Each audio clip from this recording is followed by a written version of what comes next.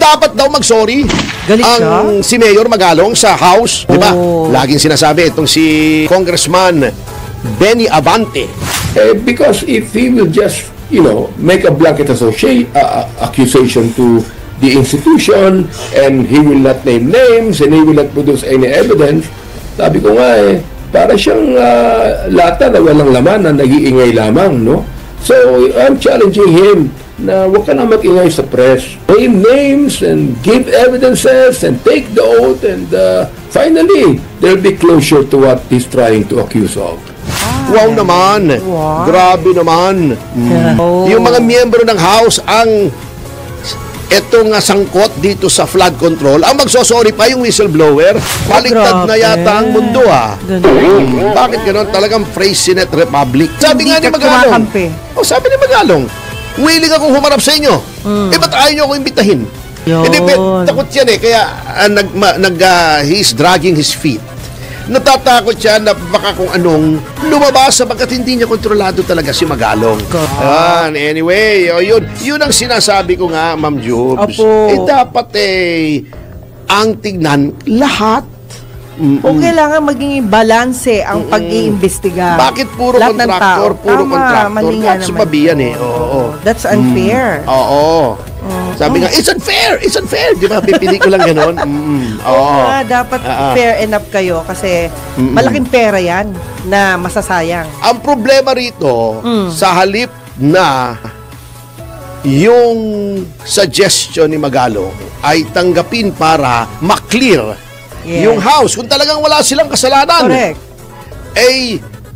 i-push nila yung panukala ni Mayor Magalong, sila pa ang galit.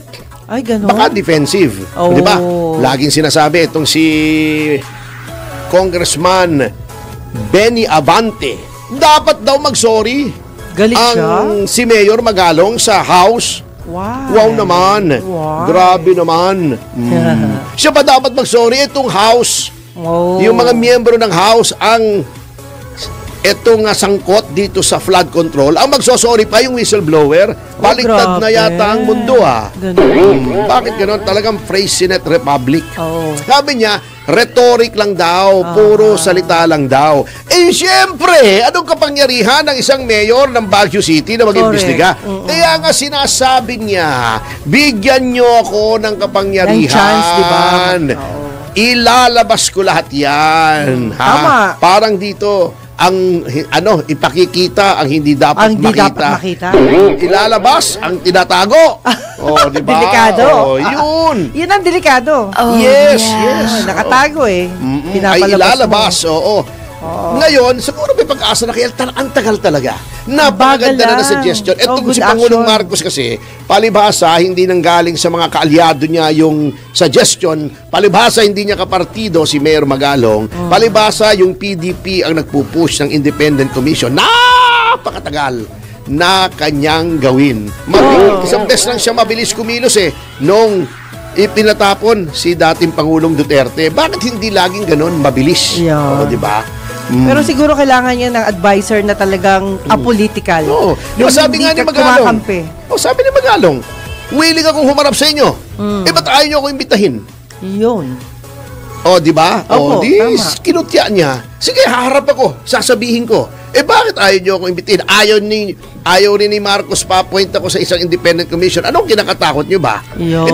Takot yan kaya he's dragging his feet. Natatakot siya na baka kung anong lumabas sapagkat hindi niya kontrolado talaga si Magalong. Magalong will call it as he sees it, para yung ginawa niya doon sa Board of Inquiry ng Mama Sapano. Lumabas pagkatapos ng interview niya sa maraming mga testigo ay ang may kasalanan ay si Pangulong Aquino. Sapagkat hindi siya kumilos nung maaga pa lang, sana hindi namatay yung 44. Natakot siya. Inisip pa niya yung kanyang Nobel Peace Prize. Iniisip pa niya yung peace process. Ayun, rest in peace tuloy yung mga sundalo niya. Pagkatapos, nung dumating yung mga sundalo, wala pa siya. Pupunta sa inauguration ng Mitsubishi. Bihira naman, oo. Gawin dapat nila yung ginagawa ng Blue Ribbon, isang pina nila. Double time. Di ba? Opo. Nasabi nila, puro salita. Imbestigahan. Imbitahan. At sasabihin niya, oo. Dapat lang kasi maging mas masigasig pa. Tama. Although, para linisin pangalan nila. Si Senator Marcoleta is on the right track. Correct. Dapat masigasig pa. Opo. Pag may nabanggit dyan na kongresista, imbitahin nyo. Huwag kayong matakot. Opo. Huwag matakot. Makibakan. Kasi talagang tip of the iceberg lang yan. Yung sinasabi nila na ang mga DPWH ay sangkot. Ayan, napatunayan na, biro nyo. Taga DPWH ang nanunuhol. Ang lakas ng loob sa isang congressman. Hindi po magkakaroon ng lakas ng loob yan na magbigay ng pera sa congressman kung walang backer yan. Correct. Na malaki, di ba? Takot lang yan, congressman. District engineer lang ako. Opo. Magdadala ako cash. Di ba? O kaya nga sabi ni Congressman Leviste ito ay pawn. Ayun. Tauhan lamang ito. Kumbaga sa chess, ito yung pinakamaliit, sunod lang na sunod. Yung big fish, yung malaking isda, ayaw pa rin niyang pangalanan. Dapat pangalanan. Yung hari o reyna. Oo naman. Kung sinong... At yung mga...